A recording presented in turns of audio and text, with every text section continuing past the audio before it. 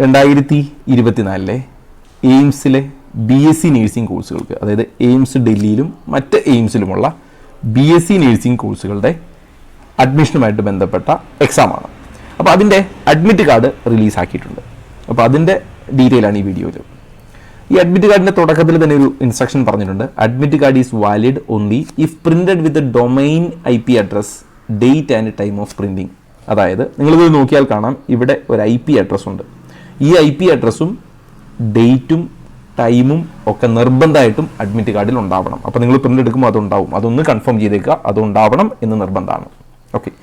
ഇനി അഡ്മിറ്റ് കാർഡിൽ നിങ്ങളുടെ റോൾ നമ്പർ ഉണ്ടാവും, പേരുണ്ടാവും, രജിസ്ട്രേഷൻ ID ഉണ്ടാവും, എക്സാം സെൻറ്റർ എവിടെയാണ് എന്നും ഉണ്ടാവും. കാറ്റഗറി ഏതാണ്, ഡേറ്റ് ഓഫ് ബർത്ത്, ഡിസബിലിറ്റി ഉള്ള കുട്ടിയാണോ, ID കാർഡ് ഏതാണ് രജിസ്ട്രേഷന് കൊടുത്തത്, അതിൻ്റെ നമ്പർ എന്താണ്, ഒക്കെ ഇതിനുണ്ട്.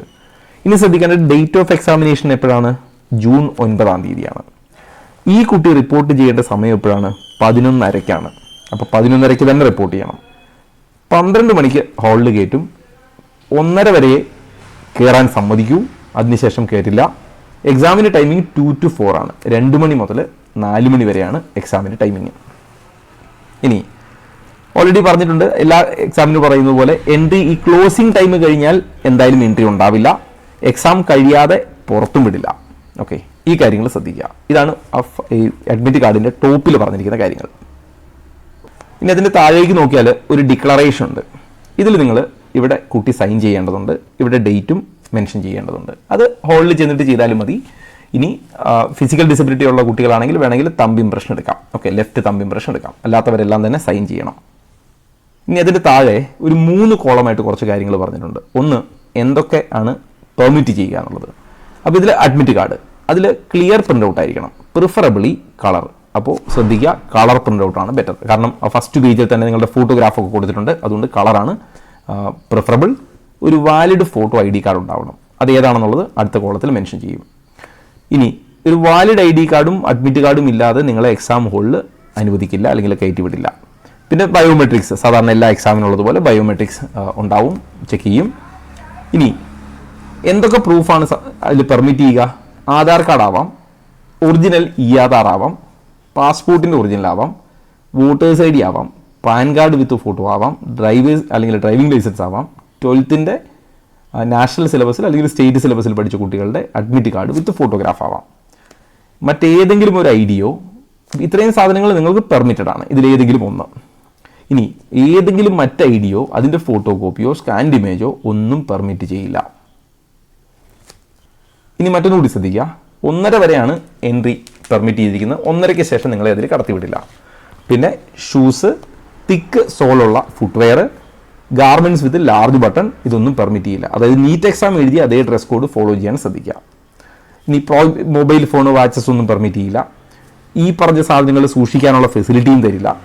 ഓക്കെ, അപ്പോൾ ഈ കാര്യങ്ങളും ശ്രദ്ധിക്കേണ്ടതുണ്ട്, നിർബന്ധമായിട്ടും ശ്രദ്ധിക്കേണ്ട കാര്യങ്ങൾ. അതുപോലെ തന്നെ അടുത്തത് പറയുന്നുണ്ട്, റിലീജിയസ് ഡ്രസ്സ് ഉപയോഗിക്കുന്ന അല്ലെങ്കിൽ ഉപയോഗിക്കാൻ താല്പര്യപ്പെടുന്ന കുട്ടികളും ഫിസിക്കൽ ഡിസബിലിറ്റി, സ്പെഷ്യൽ കെയർ വേണ്ട കുട്ടികളുമൊക്കെ എൻട്രി ടൈമിങ്ങിന് മുമ്പ് എത്തണം. അവർ കുറച്ച് നേരത്തെ എത്തിയേക്കുക, അതായത് റിപ്പോർട്ടിംഗ് ടൈമിന് മുമ്പ് എത്താൻ ശ്രദ്ധിക്കുക. നിങ്ങൾക്ക് നിങ്ങളുടെ റഫ് വർക്ക് എവിടെ ചെയ്യാം? അഡ്മിറ്റ് കാർഡിൻ്റെ ബാക്ക് സൈഡിൽ ചെയ്യാം. റഫ് വർക്കിന് വേറെ പേപ്പർ അല്ല, നിങ്ങളുടെ അഡ്മിറ്റ് കാർഡിൻ്റെ ബാക്ക് സൈഡിൽ ചെയ്യാം. ഇനി വേണമെങ്കിൽ നിങ്ങൾക്ക് എക്സ്ട്രാ ഷീറ്റും പ്രൊവൈഡ് ചെയ്യും. പക്ഷേ പ്രശ്നം എന്താണ്? ഈ റഫ് വർക്കിന് ഉപയോഗിച്ച അഡ്മിറ്റ് കാർഡും റഫ് വർക്കിന് ഉപയോഗിച്ച ഷീറ്റും ഒക്കെ തിരിച്ച് നിങ്ങൾ കൊടുക്കുകയും വേണം. ഓക്കെ, അപ്പോൾ ഇത് റിട്ടേൺ ചെയ്തേ പറ്റൂ. ഇത് റിട്ടേൺ ചെയ്യാത്തവരുടെ ആൻസർ ഷീറ്റ് വാല്യൂ ചെയ്യില്ല. അപ്പോൾ അത് അവർ വാങ്ങിക്കോളും, നിങ്ങളത് തിരിച്ചു കൊടുക്കണം. അതുകൊണ്ട് തന്നെ ഇതിൻ്റെ ഒരു കോപ്പി നിങ്ങൾ വീട്ടിലെടുത്ത് സൂക്ഷിച്ചിരിക്കണം, അത് മറക്കരുത്.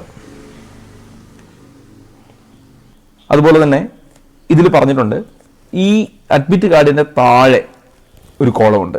ഇത് ഓഫീസ് യൂസിനാണ്, നിങ്ങൾ അതിലൊന്നും ചെയ്യേണ്ടതില്ല. ഇത് ഓഫീസ് യൂസിൻ്റേതാണ്, നിങ്ങളത് ഫില്ല് ചെയ്യേണ്ടതില്ല, ഒന്നും ചെയ്യേണ്ടതുമില്ല. അതുപോലെ എക്സാമിൻ്റെ പാറ്റേൺ ശ്രദ്ധിക്കുക. 100 ക്വസ്റ്റ്യനാണ് നിങ്ങൾക്ക് എക്സാമിന് ഉണ്ടാവുക. ഫിസിക്സിൽ 30 ക്വസ്റ്റ്യൻ, കെമിസ്ട്രിയിൽ 30 ക്വസ്റ്റ്യൻ, ബയോളജി 30, ജനറൽ നോളജ് 10. അങ്ങനെ 100 ക്വസ്റ്റ്യനാണ് നിങ്ങൾക്ക് എക്സാമിന് ഉണ്ടാവുക. 2 മണിക്കൂർ എക്സാമാണ്. 100 ക്വസ്റ്റ്യന് 2 മണിക്കൂർ കൊണ്ട് കംപ്ലീറ്റ് ചെയ്യണം.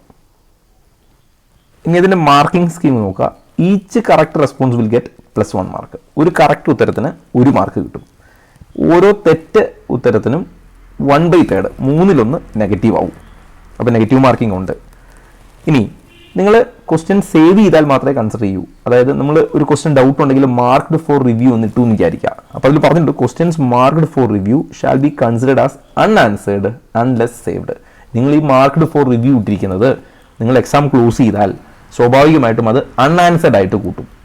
നിങ്ങളത് സേവ് ചെയ്താൽ മാത്രമേ നിങ്ങൾക്കതിൻ്റെ മാർക്ക് കിട്ടൂ, അല്ലെങ്കിൽ അതിനെ ഒരു ആൻസറായി പരിഗണിക്കൂ. അല്ല ജസ്റ്റ് നിങ്ങൾ മാർക്ക്ഡ് ഫോർ റിവ്യൂ ഇട്ടാൽ അതിനെ അറ്റൻഡ് ചെയ്യാത്തതായിട്ടാണ് കൺസിഡർ ചെയ്യുക, സേവ് ചെയ്തില്ലെങ്കിൽ. ഓക്കെ, അതേപോലെ more than one response will be negative. ഒന്നിൽ കൂടുതൽ ഓപ്ഷൻ കൊടുത്താലും നെഗറ്റീവ് മാർക്കിംഗ് ആണ്. ഓക്കെ, അപ്പോൾ അറ്റൻഡ് ചെയ്തിട്ടില്ലെങ്കിൽ പ്രശ്നമില്ല, സേവ് ചെയ്തിട്ടില്ലെങ്കിലും പ്രശ്നമില്ല. ഒന്നിൽ കൂടുതൽ ഓപ്ഷൻസ് കൊടുത്ത് സേവ് ചെയ്യുകയോ അല്ലെങ്കിൽ തെറ്റുത്തരത്തിനോ ഒക്കെ ആയിട്ടാണ് നെഗറ്റീവ് വരിക. ഓക്കെ, അപ്പോൾ ഇത്രയും കാര്യങ്ങൾ ക്ലിയർ ആണെന്ന് വിചാരിക്കുന്നു. ഇനി ഞാൻ ഈ പറഞ്ഞ കാര്യങ്ങളുമായിട്ട് ബന്ധപ്പെട്ട് നിങ്ങൾക്ക് എന്തെങ്കിലും സംശയം ഉണ്ടെങ്കിൽ വാട്സപ്പിൽ നിങ്ങൾ ജസ്റ്റ് മെസ്സേജ് അയച്ചാൽ മതിയാവും, അതിന് റിപ്ലൈ ചെയ്യാം. ബാക്കി അപ്ഡേറ്റുകൾ വാട്സപ്പ് കമ്മ്യൂണിറ്റിയിലും ഇടാം. എൻട്രൻസ് സംബന്ധമായ വാർത്തകളും അപ്ഡേഷനുകളും ഏറ്റവും വേഗം ആധികാരികമായി അറിയാൻ സബ്സ്ക്രൈബ് ചെയ്യുക, ബെൽ ഐക്കൺ അമർത്തുക. ഈ വീഡിയോ മറ്റു സുഹൃത്തുക്കളിലേക്കും ഷെയർ ചെയ്ത് നൽകുക.